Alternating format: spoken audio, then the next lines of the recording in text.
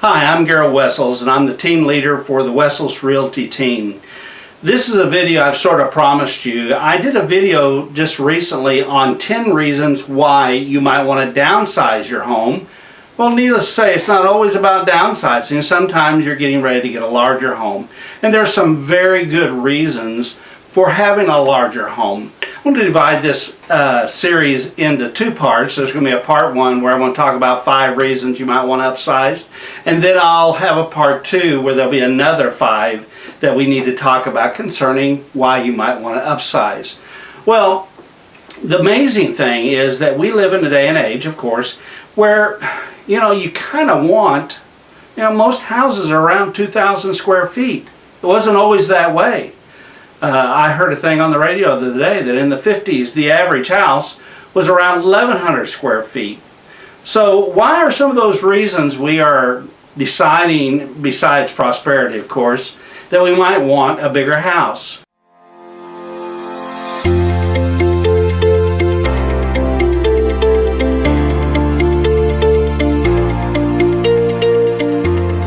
The first reason that I came up with, maybe you have a home office at home.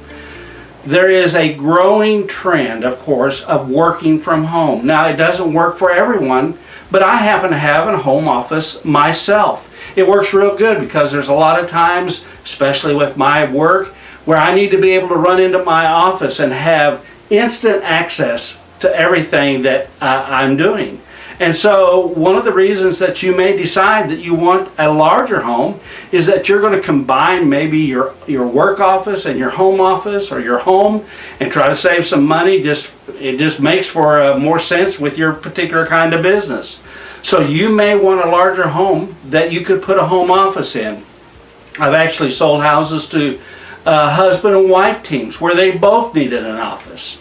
The second reason that you might want a larger house, and this is a good thing, a fun thing, is a lot of times when you first get married you get this little starter home, but you go to the hospital and you bring home that little bundle of joy and everybody's looking at that beautiful little addition to your family and you're going, yeah, but we don't have enough room in our current house for that little bundle of joy.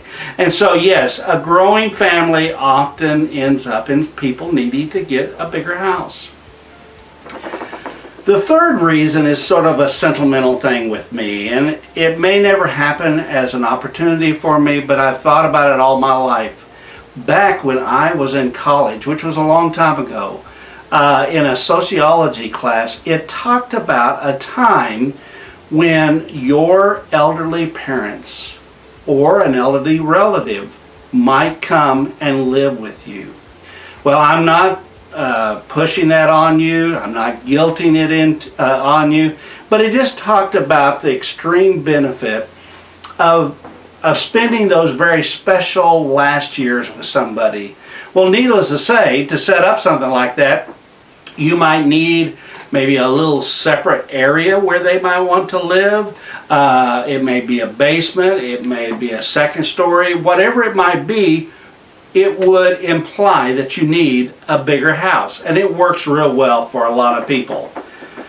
The fourth reason I want to share with you today is that I do believe that in many cases there is a psychological benefit in owning a house and even in owning a bigger house. Let me explain that. Before I started real estate, I sold cars for about 15 years. And I really do believe still today that there are advantages sometimes in leasing a car over owning a car. But some of my lease clients could never psychologically deal with the idea that they were leasing a car rather than actually owning the car. They were still making payments, and so I showed them many times on paper where it was basically the same. Some people are going to have a psychological benefit in not only owning a house, but having a larger house. And then the fifth reason that I'm going to share with you today is possibly you have a hobby. Let me tell you a secret about myself. I have had as a hobby both motorcycles and cameras all my life, or photography. And some people are going to say, well, Yeah, but how much room do you need to have for that kind of stuff? Well, let me also tell you another little secret. With motorcycles, one is never enough. And you're going to say, well, just how many motorcycles do you own? Well, I only own one. But I hope there will be a time that I have 2 or 3 for different kinds of motorcycling. It makes all kinds of sense to me. It may not make sense to you. But all of those things imply that you need to have more space. For instance, if you own a motorcycle and you're married and you have space for 2 vehicles, it's nice to have a 3-car garage where you can pull that nice new motorcycle into that 3rd space. Maybe you want space for us here in Peachtree City for a golf cart. If you're living in a 1-car garage or 2-car garage, going into something larger will provide all that much more space. So, is it time for you to upsize? Well, it may be if you're looking to add a home office to your house. You may be ready to upsize because you've been blessed with another little addition to your family. You may have an elderly or a single or another person that's going to come and live with you, and you're going to maybe finish a basement or finish upstairs, or you need an in-law suite. All of those ideas or options allow you more space for that particular person. Home ownership, there's just a psychological advantage a lot of times to owning something bigger and better and newer. And then finally, you got a hobby.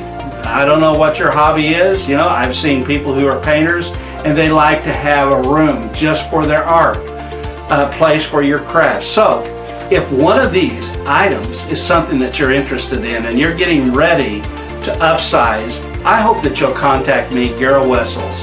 I'm the team leader with the Wessels Realty team, and I'd love to be of help to you.